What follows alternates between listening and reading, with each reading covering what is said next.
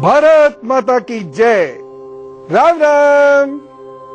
हम सब कहीं न कहीं अपने ईश्वर से जुड़े हुए हैं। हम एक ऐसे समाज के लोग हैं जो भक्ति प्रधान समाज है, जो अपने ईश्वर से कहीं भी अलग नहीं रह सकता। हमारे व्रत, पर्व, त्योहार, सुबह, दोपहर, शाम, रात सब भगवान से जुड़कर चलता है।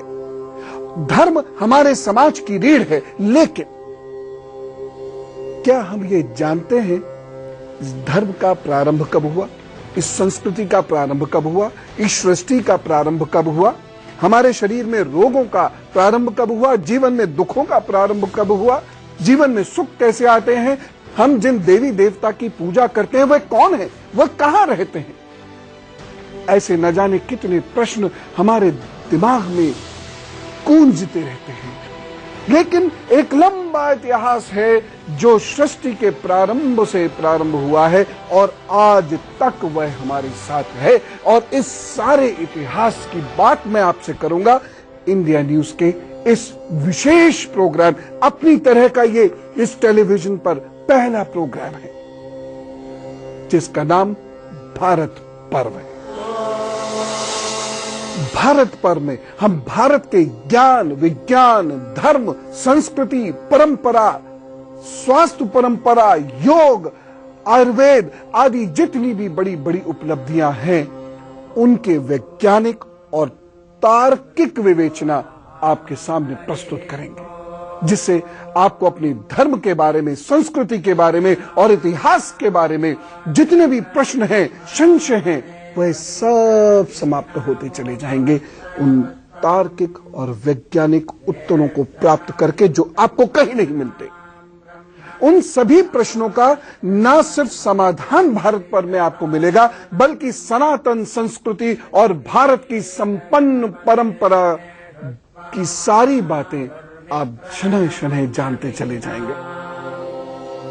आज हम 3 बातों की चर्चा करेंगे। ब्रह्मा जी का सृष्टि से और विज्ञान से क्या संबंध है, उस सृष्टि के बनाने में कुछ ऐसा बना था जो आज भी कैंसर जैसे भयानक रोग से लड़ सकता है। उस समय में कोई एक ऐसा सूत्र भी बना था। उस सृष्टि के बनाने में कुछ ऐसा बना था जो आज भी कैंसर जैसे भयानक रोग से लड़ सकता है। उस समय में कोई एक ऐसा सूत्र भी बना था जिससे गर्भस्थ शिशु को विलक्षण बनाया जा सकता है। यह सूत्र ब्रह्म से जुड़े हुए हैं, यह सूत्र सृष्टि के उद्भव से जुड़े हुए हैं। इसको समझना बहुत जरूरी है।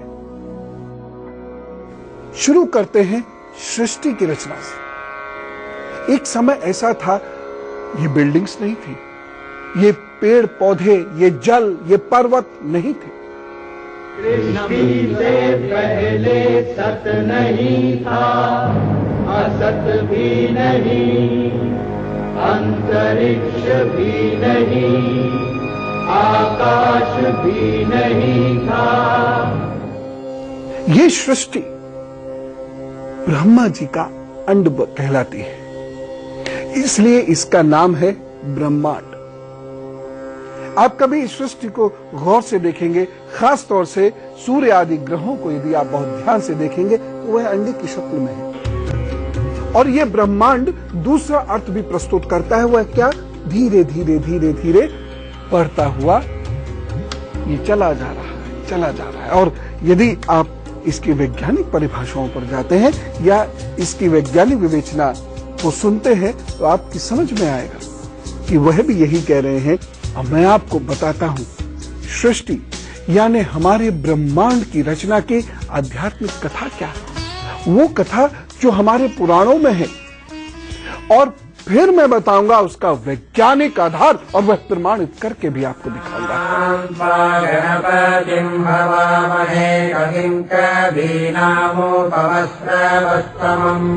दुनिया के सबसे पुराने वेद ऋग्वेद के नासदीय सूक्त में लिखा है, सृष्टि के आदिकाल में न सत था, न असत, न वायु थी, न आकाश, न मृत्यु थी और न अमरता, न रात थी न दिन।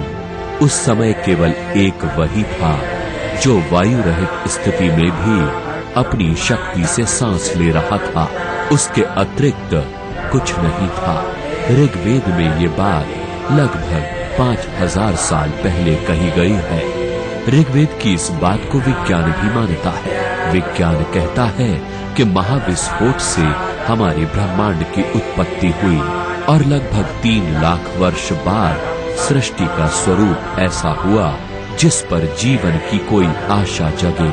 विज्ञान कहता है कि 14 अरब वर्ष पहले एक बिंदु के महाविस्फोट से ब्रह्मांड का सृजन हुआ जो आज तक फैल रहा है। ब्रह्म पुराण के मुताबिक ब्रह्मा जी ने अधिष्ठान भगवान विष्णु जी के आदेश से सृष्टि की स्थापना की। शिव पुराण में भी इसका ऐसे ही वर्णन आता है। ब्रह्मा जी ने कमल की नाल के छिद्र से प्रवेश किया और फिर बाहर निकलकर कमल कोश रूपी आसन पर विराजमान हो गए। इस कमल के 3 भाग हैं, भू, भुवः, स्वः। ये तीनों विहतियां हैं। यही है ब्रह्मा, विष्णु और महेश।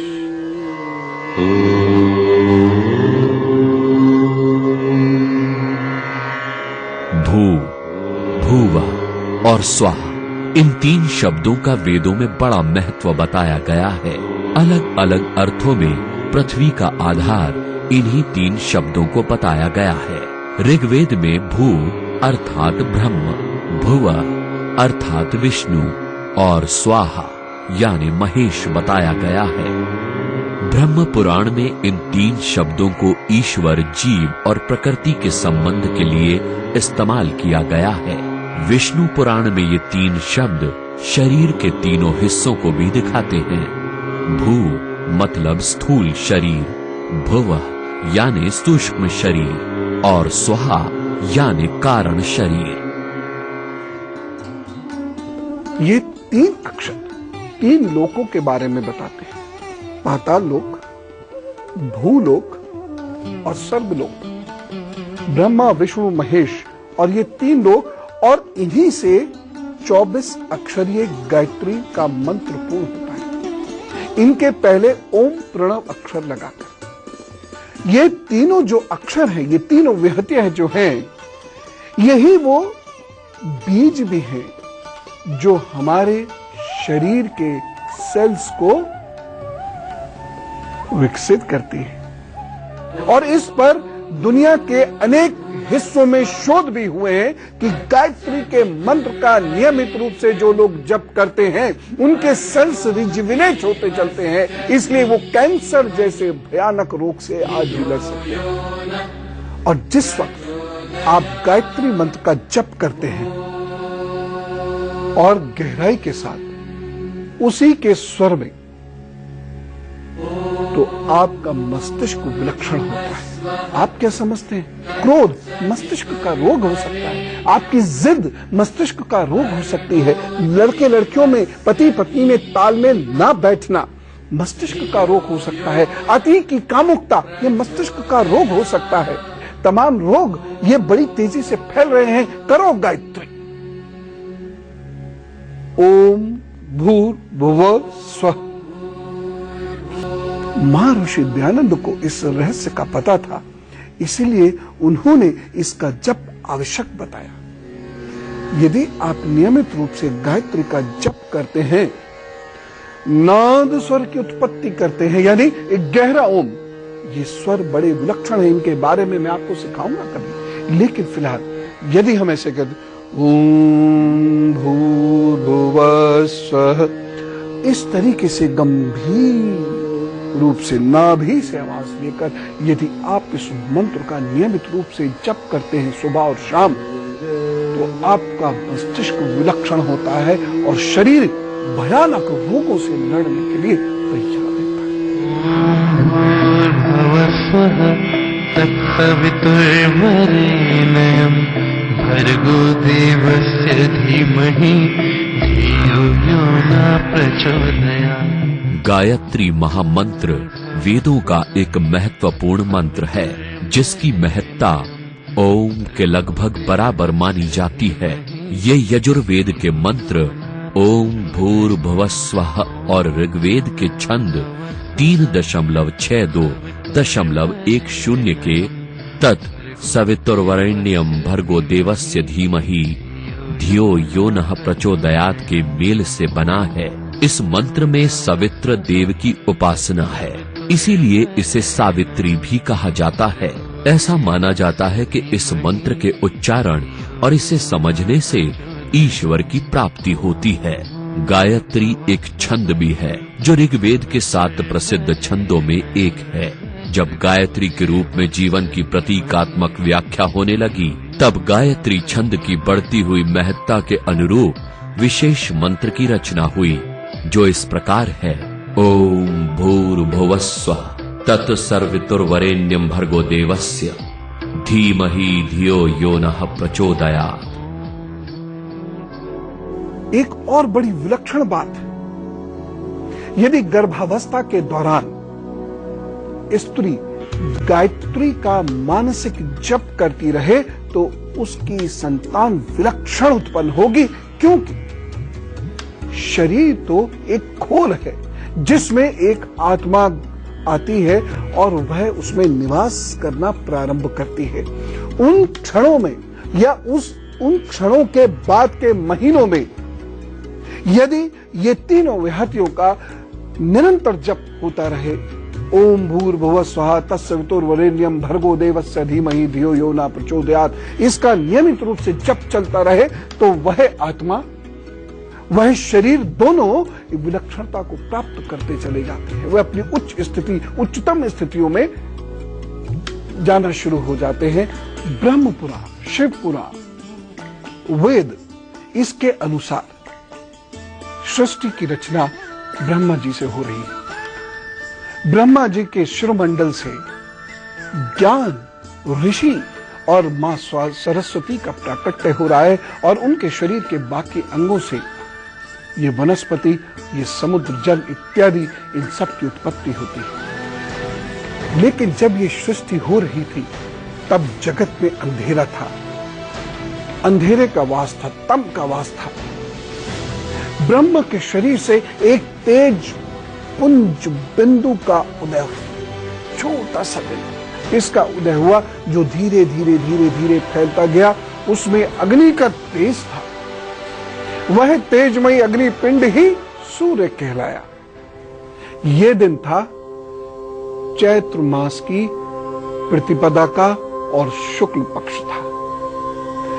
शुक्ल पक्ष की चैत्र प्रतिपदा को ही नवरात्र का प्रारंभ मानते हैं, और उसी दिन भारतीय संस्कृति और परंपरा से जुड़े हुए लोग नववर्ष की बधाइयां भी देते हैं। सृष्टि की उत्पत्ति का यही दिन था, सृष्टि की उत्पत्ति का यही था पर्व। ये जानना बेहद जरूरी है कि जब सृष्टि की उत्पत्ति हो गई, तो हम और आप कहां से आए। इसकी कथा भी बेहद प्रामाणिक है। जब ब्रह्मा जी ने सृजन का कार्य प्रारंभ किया, तो उनके सामने बड़ी परेशानी आई, बड़ा संकट उन्होंने महसूस किया, क्योंकि उनके बनाए हुए जो जीव थे वह मानसिक सृष्टि से उत्पन्न हो रहे थे। ब्रह्मा जी मानसिक सृष्टि चाहते थे, इसीलिए उन जीवों का जीवन नहीं था, वह तुरंत नष्ट हो जाते थे। ब्रह्मा जी इस बात को लेकर बड़े चिंतित हुए। ब्रह्मा जी की चिंता यह थी कि यदि इसी प्रकार से जीव नष्ट होगा, तो जीव की उत्पत्ति कैसे होगी। बहुत बड़े चिंतित हुए। ब्रह्मा जी की चिंता यह थी कि यदि इसी प्रकार से जीव नष्ट होगा, तो जीव की उत्पत्ति कैसे होगी। भौतिक सृष्टि भी तो चाहिए, अन्यथा संतुलन स्थापित नहीं हो पाएगा। और इस परेशानी से बचने के लिए उन्हें एक रास्ता मिला, और वह रास्ता था भगवान शिव जी का। उन्होंने शिव जी का आवाहन किया। ओम तत्पुरुषाय विद्महे महादेवनाय धीमहि तन्नो सृष्टि के निर्माण के हेतु शिव ने अपनी शक्ति को स्वयं से अलग किया। ब्रह्मा की समस्या के समाधान हेतु शिव अर्धनारीश्वर स्वरूप में प्रकट हुए। पुरुष का नाम मनु था और स्त्री का शतरूपा। फिर इनसे दैहिक सृष्टि का विस्तार हुआ, इसीलिए मनु की संतान को मानव कहते हैं। ईसाई धर्म में ये मनु और शतरूपा ही एडम और ईव हैं, जबकि मुसलमान ग्रंथों में ये आदम और हव्वा हुए। जो प्रसंग मैं आपको सुना रहा हूं, कथा, प्रसंग, कथानक अनेक हो सकते हैं, लेकिन सबका प्रारंभ बिंदु वही है। और ये सारी ही विज्ञान की ठोस धरातल पर खड़े हुए हैं और मेरे आपके दुख का, कष्ट का, सुख का, रोग का, विषाद का सिरा यहीं से मिलता है। आपके देवी देवता ये सब आपके आसपास है। बस वह दृष्टि चाहिए जिससे आप अपने देवी देवताओं को देख सके। ये धीरे धीरे आएगी, प्रभु ने चाहा तो आपके पास भी आएगी। और अब बात करते हैं स्वास्थ्य पर्व की। क्षीर सागर, कौन सा है ये क्षीर सागर? Indian ocean. विष्णु जी वहां पर विराजमान हैं, लेटे हुए हैं। उनकी नाभि से एक कमल प्रस्फुट होता है और उस कमल पर ब्रह्मा जी विराजमान होते हैं, जो केवल भक्ति ही लोग कर रहे हैं, इस बात पर विश्वास कर लेंगे। लेकिन आज के विज्ञान के युग का व्यक्ति कैसे विश्वास करे कि नाभि से इतना बड़ा कमल कैसे उत्पन्न हो गया होगा जिस पर ब्रह्मा जी विराजमान हो गए? देखिए, हमारी नाभि हमारी चेतना का केंद्र है। इसी चेतना से सृष्टि आगे बढ़ती है। तो जो आप देखते हैं विष्णु जी क्षीर सागर में लेटे हुए हैं और ब्रह्मा जी उनकी नाभि से निकले हुए कमल पर विराजमान होते हैं, यह संकेत है चेतना से ज्ञान और काया और सृष्टि के उदय का। विज्ञान भी मानता है कि जब जन्म होता है तो बच्चे की चेतना मां से मिलती है, इसीलिए संतान और मां का संबंध आत्मिक होता है और त्रिगुणी होता है। विज्ञान के अनुसार बच्चे में अधिकतर दैहिक और आत्मिक गुण दोष मां से ही आते हैं। बच्चों के समस्त संस्कार और संचित भी मां से ही जुड़े हुए होते हैं। बच्चे की नाभि की नाल मां की नाभि से जुड़ी हुई होती है, यानी बच्चा मां से चेतना प्राप्त करता है। चेतना को जोड़ने वाली नाल के अद्भुत प्रयोग प्राचीन भारत में होते हैं। अनेक प्रयोग हुए हैं।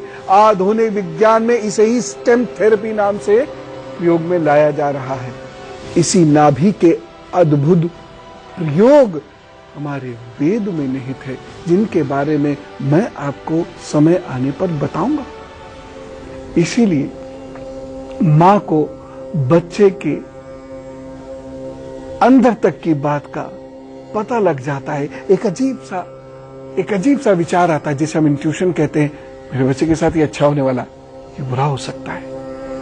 उसका कारण ही यह है क्योंकि मां बच्चे एक दूसरे की चेतना से जुड़े हुए होते हैं। इसी चेतना का एक प्रयोग है, जब भी आप अवसाद से बाहर नहीं आ रहे, डिप्रेशन से बाहर नहीं आ रहे हो, या जब भी आप बहुत ज्यादा रोग से ग्रस्त हो, रोग जा ना रहे हो, शरीर में कमजोरी आती जा रही हो, तो नाभि में गाय का घी लगाकर ऐसे ऐसे कर इसे मलिएगा और फिर ध्यान अवस्था में बैठकर इस प्रकार ओम का जप करने का नियम बना लीजिए।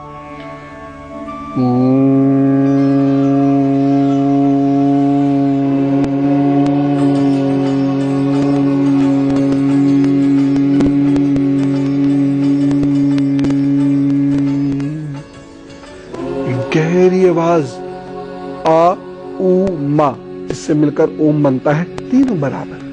और आप देखेंगे शरीर, मस्तिष्क, मन स्वस्थ होने लगेगा, चेतना बुद्धि को बढ़ाने लगेगी और आप वायु दोषों से यानी गैसेटिक प्रॉब्लम से धीरे धीरे मुक्त होना शुरू हो जाएंगे। जब आप इस क्रिया को करें तो आपकी ज्ञान मुद्रा होनी चाहिए, यानी इस तरीके से दबाना नहीं है, उसमें सिर्फ आराम से ऐसे करके बैठ जाना है।